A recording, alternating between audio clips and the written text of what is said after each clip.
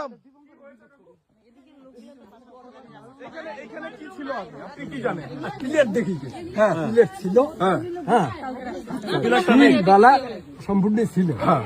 আচ্ছা, আজকে আল্লাহ সকালবেলায় শুনেছি আদম দিনে ঘটনা হয়ে গেছে নাই, মুই ওই জন্য বলে আসলো। আচ্ছা আচ্ছা আচ্ছা আচ্ছা, আসি আল্লাহ যখন তো একটা গাড়ি খান যে ব্যাপারটা কি, পরে তো আসিয়া ওই এতক্ষণ না ঢুকিয়ে চৌপতি গেল।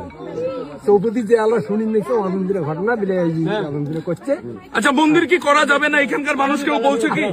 কাং ওই কথাটা কয়, এই এলাকার মানুষ কি বলছে যে মন্দির করা যাবে না?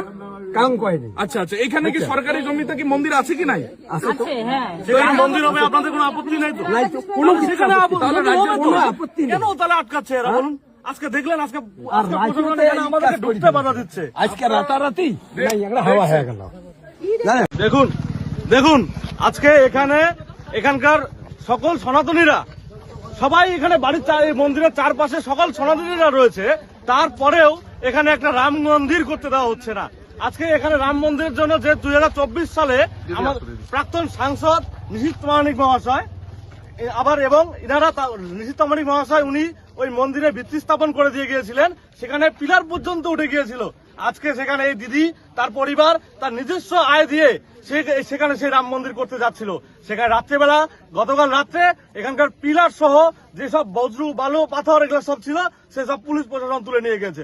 আজকে কোথায় আমরা বসবাস করছি? লজ্জা লাগে। আজকে আমরা ভারতবর্ষে, আমরা হিন্দুস্তানে বসবাস করছি, যে রাজ্যে, পশ্চিমবঙ্গের মতো রাজ্যে আজকে হিন্দুদের এখানে একটা মন্দির করতে দেওয়া হচ্ছে না।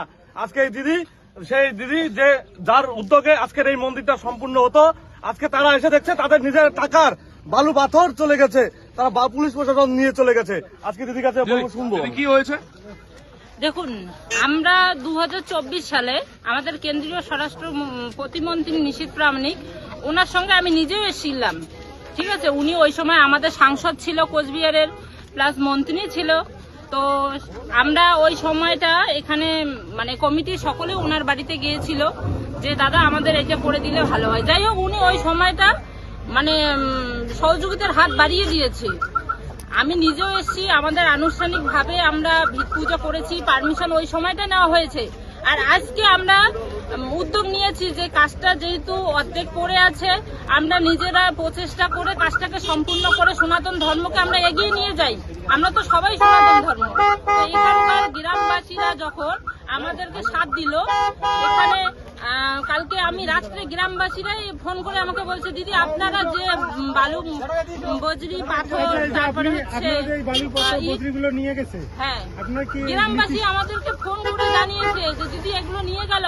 এই ব্যাপারে এখন কি করি আমরা? আমাদের কি ওনাকে জানাইছেন? না না, ওনাকে জানাইনি। এই কারণে আমরা চাইছি যে লোকালেই আমরা করব, চেষ্টা করে করব, যেহেতু উনি মানে বড় কাজটাই ওনার হাত দিয়ে হয়ে গেছে। উনি যেটা আমাদের মানে বড় একটা বিশাল ইয়ে ছিল, উনি ওটা সহযোগিতা করেছে। ছোট মানে আমরা সবাই মিলে একত্রিত হয়ে আমরা মনে করেছি যে আমরা এটা করতে পারবো। 5 গাড়ি বালু, 5 গাড়ি পাথর, তারপরে ইট 10,000-এর মতো ইট, তারপরে রটও কিছু ছিল, আরো কিছু আজকে রটের গাড়িও নামতো। তাই এই সমস্ত কাজ ওনারা কার ইশারায় করছে আমি পুলিশ প্রশাসনের কাছে জিজ্ঞাসা করছি, ওনারা কার ইশারাতে করছে? তাহলে ভাবছেন আজকে কোথায় আমরা দাঁড়িয়ে রয়েছি? আজকে এই জায়গায়, যে পশ্চিমবঙ্গের মতো জায়গায় আজকে এখানে হিন্দুদের বেশি বসবাস, সেখানে আজকে আমাদের হিন্দুদের একটা মন্দির করতে দেওয়া হচ্ছে না। সেখানে আমরা চুপ করে সকল সনাতন ধর্মের লোক আজকে নীরব দর্শকের মতো আজকে তাকিয়ে দেখছি। আজকে আমরা কিছু করতে পারছি না। কিসের জন্য পারছি না? কেন পারবো না? আপনাদের কাছে জবাব রইল আমার পশ্চিমবঙ্গের সকল সনাতনীদের হাতে। আপনারা কি করবেন এই পশ্চিমবঙ্গের রাম মন্দিরকে নিয়ে? আপনাদের হাতে রইল জবাব। আপনার নাম কি? কৌশিক দাস। আমি একজন সনাতন ধর্মের লোক, আমি একজন স্বচ্ছ সনাতনী লোক।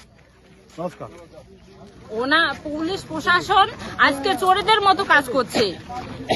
ওরা চোরকে আর কি ধরবে? ওরা নিজেরাই চোরের মতো কাজ করছে। তাহলে একবার চিন্তা করে দেখুন, মানে ওদেরকে, জনগণকে ওরা কি রক্ষা করবে? আজকে ওরা নিজেরাই চোর কি ধরবে?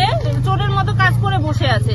আজকে যদি এখানে আমাদের মানে সমস্ত বালু বজরি যদি এখানে আমরা ফেরত না পাই, এই মাটিতে যদি রাম মন্দির করতে না পারি, তো বৃহত্তর আন্দোলন হবে।